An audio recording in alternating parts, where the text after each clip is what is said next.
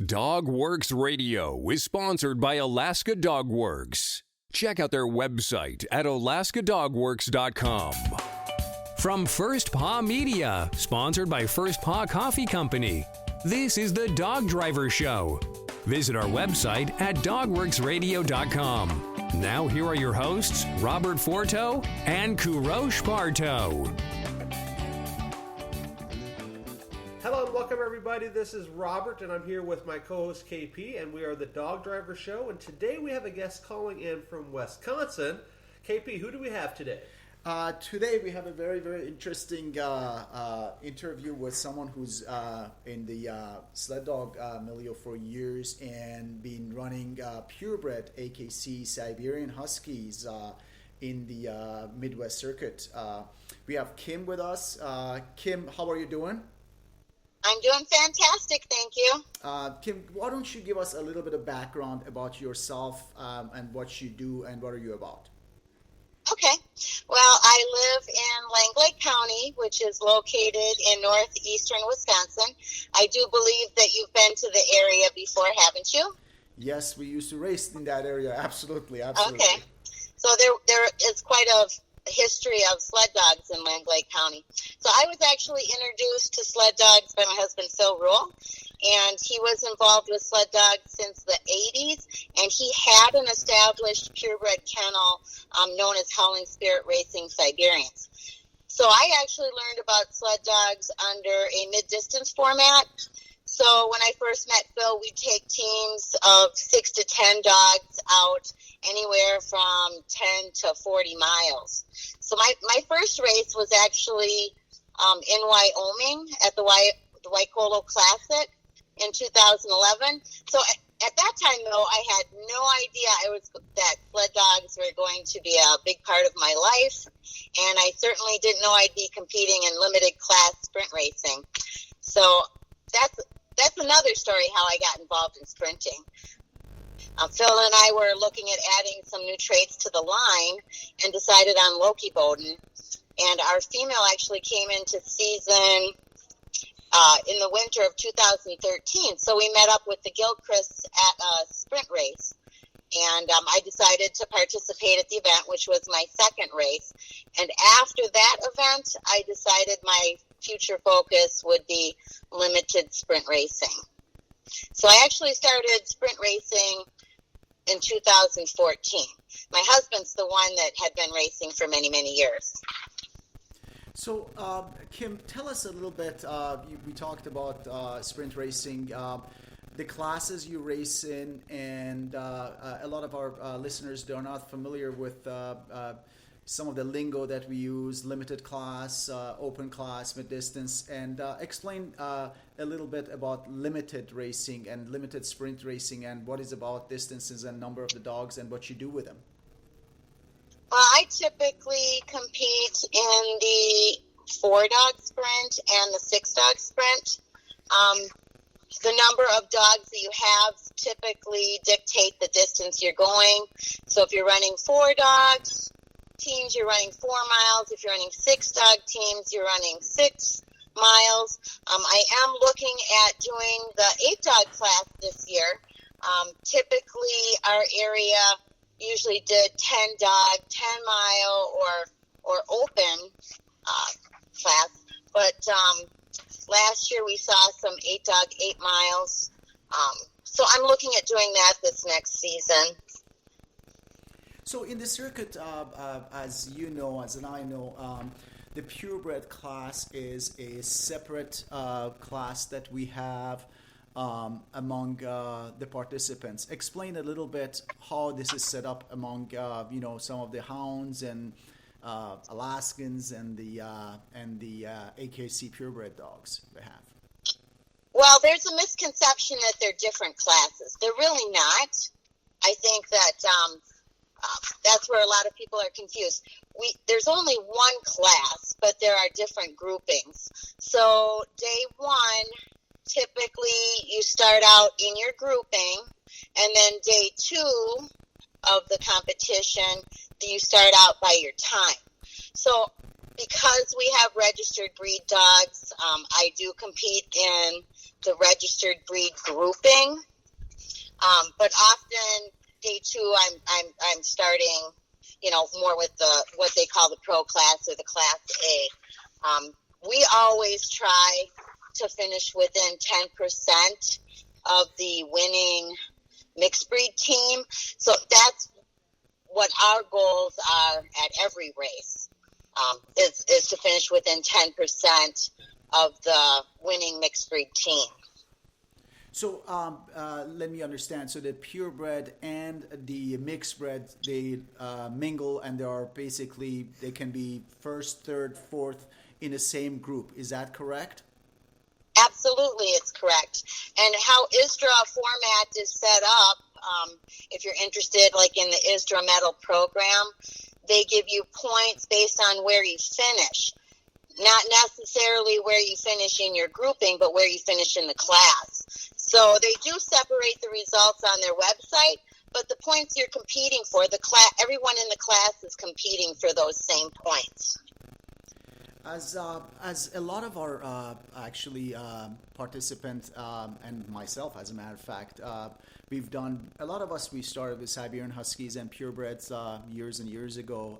Myself, I started with Siberian Huskies in late 80s actually, and back in Europe, the requirement for the purebred class was to run in a completely separate class. This is not practiced in the United States any longer. Is that correct? Well, they have a grouping, so it's one class, and I think that's where a lot of people have a misconception. It's only one class, but you start out on day one based on the group that you signed up for. So, for example, there's a class A. So there's class A, which most people call the pro class, and then there's the registered breed class, which is still the class A, but we start the registered breed teams. Typically, they'll start them after the pro or the regular class A. So we're still class A, but it's registered breed drivers. They start us behind the pro class. Kim, I asked this question from another purebred driver we had a few weeks ago. Why are you still sticking with the purebreds if you are running in a sprint class where the goal is to go faster? That's a good question. Phil has a lot of years invested in this program. They're definitely interesting breed of dog, and they're the traditional, with the double coat and stuff. There's a lot of history in the Siberians. We definitely, I know Phil had thought about switching at a time, but he had so much time invested in the purebred Siberian that he chose that was going to be what he stuck with. I kind of inherited that by marriage, and certainly the Siberians are smart dogs. They always leave a little bit of gas in the tank at the end too, where I think that more of the hounds you see, they can run themselves out of gas. Siberians don't. Definitely. That's actually exactly Ken. We interviewed Ken Davis. He told us exactly the same thing, that they keep some in the tank. Tell me a little bit some of the, obviously Siberian Huskies, more coat, more fur. With the climate that we have currently, is it more difficult to train and race those dogs because of their physics? I know that we're very strict about temperatures when we're training. We only compete in the snow races. We don't compete in dryland. We don't have as much time in the fall, and the temperatures really keep us away from that. So we'll only run if it's 45 degrees or colder, and then of course humidity is something we always keep a very close eye on. And do you wet the dogs before the races, even during the snow races? The temps are higher. I've seen people do that. No, I can honestly say we've never wet a dog before a snow race. We may choose not to race if we don't feel it's in the best interest of our dogs because of the temperature, but we've never actually got them wet before a snow race. Again, we don't compete in dry land. I think you see that more in dry land racing. That's quite common, actually, to wet the dog before or after a dry land race, but not necessarily in the snow. Kim, tell me a little bit about your training, your fall training, and how you prepare your athletes to get ready for the race season on sled. Okay, well, typically training begins with pups, of course. We'll free run them on the training trails, and we have a 2-acre exercise yard that's a favorite pastime for all of our dogs, no matter what the age. But fall training for us begins in September, late September typically. We start with ATV with 6 to 8 dogs per team. Many of the fall runs are by myself, since Phil has a grueling fall work schedule. So typically most of the fall runs are on my own. We do start out with distances at 2 miles. And as the teams become conditioned, we'll increase those distances. We'll train 3 to 4 teams, 4 to 5 times a week. And when do you start training usually in a year? Is it August, September, October? When do you prepare the team? Usually it's the end of September, but it's really honestly all based on temperature. So sometimes we've started as late as early October if it was a warm fall. So for us, temperature dictates it, and the consistency of the temperature. So if we have a cold day, typically we'll wait till we can get some consecutive runs in cooler weather. We won't run and then have off for a week. We'll wait till we have some consistently cool enough weather. Kim, one question that I'm sure a lot of our listeners they may have in mind is when we talk about Siberian Huskies, we always thinking about this black and white with blue eyes, beautiful dogs that you see in, Snow Dogs or some of the shows on TV. Tell us the difference between a Siberian Husky who is bred to work and another one who is bred for shows. Okay, well, typically we do have racing line Siberians, so we do breed our dog on performance. Our breedings are all based on good health, good running metabolism. We look for well-muscled dogs with good eating and drinking habits. So the look isn't necessarily, the look of the dog isn't necessarily what we're breeding. We're breeding for good health and genetics. So definitely there's a big difference between show line dogs and working line dogs. Working line dogs, to me, look more like the original working Siberians, before they became an AKC registered dog. Kim, do you also show the dogs, or no, you do not go to the ring with the AKC program? Nope, we don't go to we're strictly a working kennel, and all of our breedings are based on performance. You talked about the dogs, and the dogs, working dogs who are looking like the original Siberian Huskies. I'm assuming you're referring to the Sepalas and, Igloo Pack, some of those lines. Tell us a little bit about the bloodlines that you have in your own kennel. Well, our kennel is truly a melting pot of bloodlines. We have some Sepalta, some Zeros, Shaktulik, Igloo Pack, Loki Bowden, Lou Frank Maximus. So over the course of years, the goal has always been to improve the breed using the best possible genetics. And if that's from different lines, again, what we breed for is the good health, the running metabolism, well-muscled dogs, and good eating and drinking habits. So that's what's most important to us, and we're probably one of the most diverse Siberian Husky kennels in the U.S. anyways. How many dogs do you have in your kennel currently, Kim?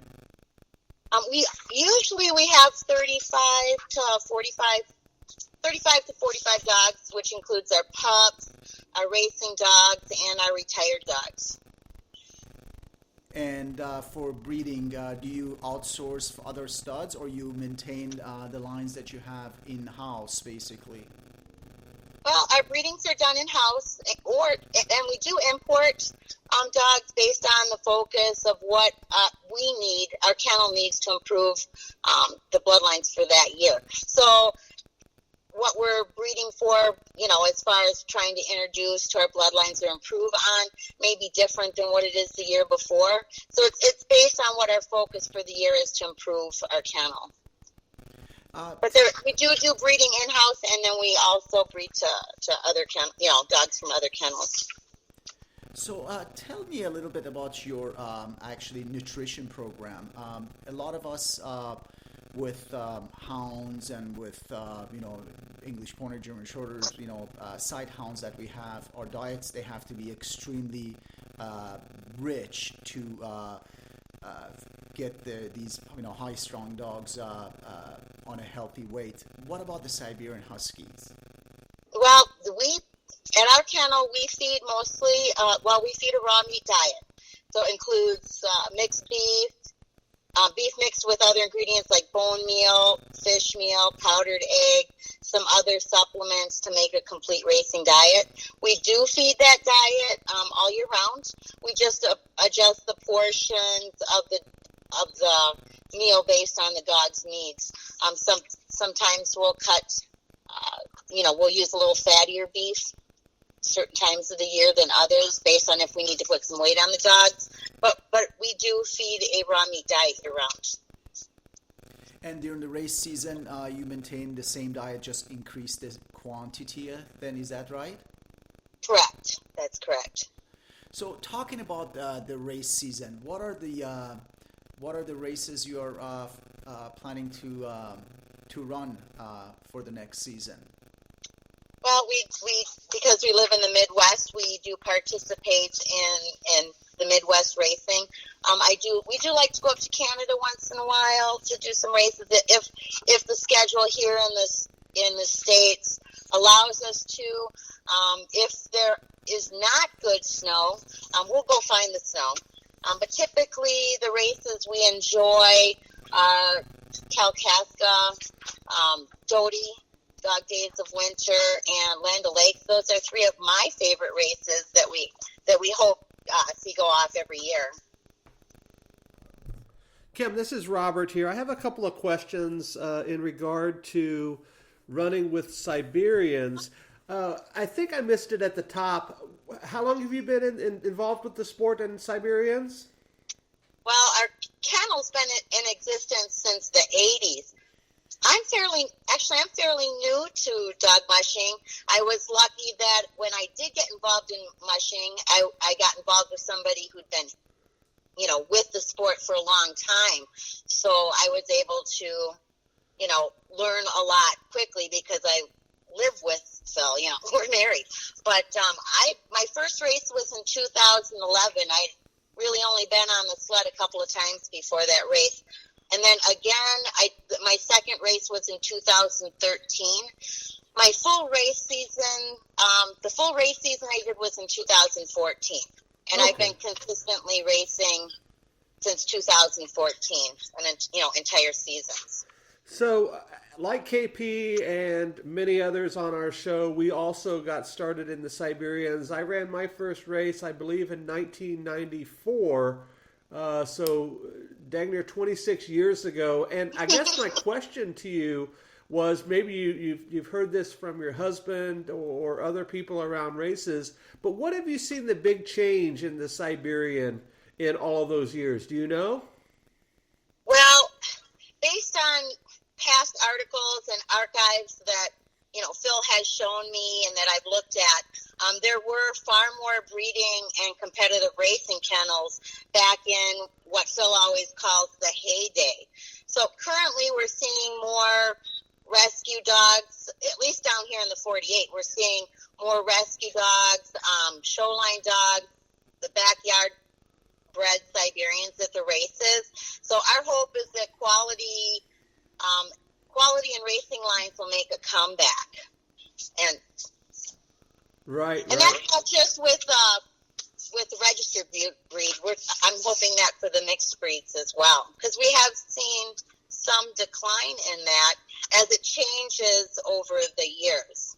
Yeah, I agree with you there for sure. So, Kim, my next question is the question I ask at the end of the episode of every guest. And since you're relatively new to the sport, I'm anxious to hear what you have to say, because we've had a lot of grizzled veterans here on the Dog Driver in the last year. So it's always good to hear from new folks. But the question is, if somebody is just getting involved with the sport, whether they're going to do 1 dog, 4 dog, or maybe something like Fur Rondy or Iditarod someday, what would you tell that person if they ask you for one piece of advice? Well, honestly, coming from a mid-distance format, it did help me to realize what dogs were capable of doing. And so the longer runs helped me to develop my skills on a sled and gave me a very good understanding on how to run dogs at a faster speed comfortably for a longer duration. So for somebody new starting out, I mean, I've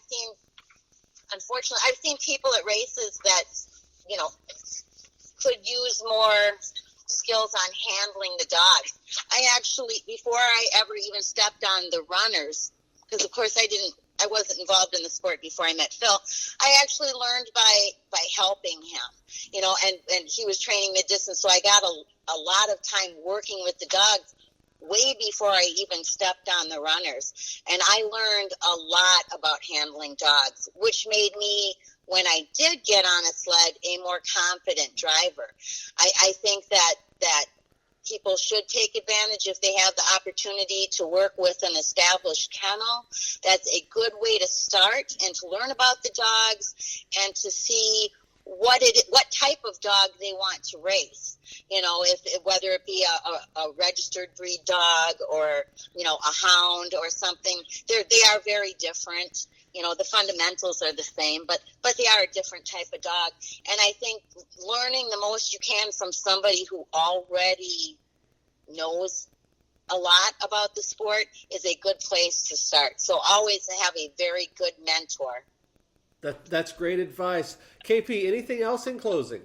No, Kim, wanted to thank you immensely to accept to participate in our show. Looking forward to see you at the next ISDRA meeting. I know that this year, because of the pandemic, we had to cancel that, but it's always see you guys. It's fun to see you guys there at the banquet and the awards, and we'll be following your results and your races. Thank you. Oh, thank you. I appreciate the opportunity.